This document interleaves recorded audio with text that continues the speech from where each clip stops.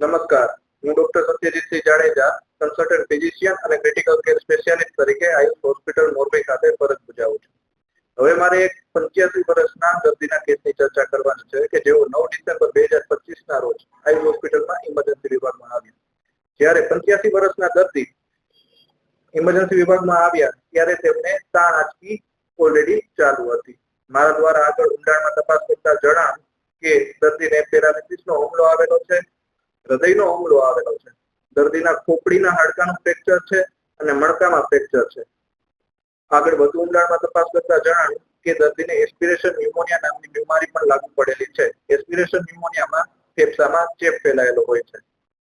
દર્દીના એસ્પિરેશન ન્યુમોનિયાના કારણે oxygen level પણ ખૂબ ઓછું હતું અને જીસીએસ લેવલ પણ ખૂબ ઓછું હતું. જીસીએસ લેવલ અને ઓક્સિજનનું લેવલ ઓછું હોવાના કારણે તાત્કાલિક દર્દીને મારા દ્વારા વેન્ટિલેટર મશીન પર મૂકવા પડ્યા. દર્દીને સાથે સાથે કિડનીમાં ડેમેજ પણ લાગુ પડી ગયેલ હતું. હવે દર્દીનું બીપી ખૂબ જ ઓછું હોવાથી દર્દીને બીપી વધારવાના ઇન્જેક્શનના ખૂબ વધારે પડતા ડોઝની જરૂર હતી. હવે એક અઠવાડિયાની આયુષ હોસ્પિટલમાં મારા દ્વારા એમની સારવાર કરવામાં આવી. એક અઠવાડિયાની સારવાર ખૂબ જ સફળતાપૂર્વક થતા દર્દીને આપણે એક અઠવાડિયામાં રજા કરવામાં આવી.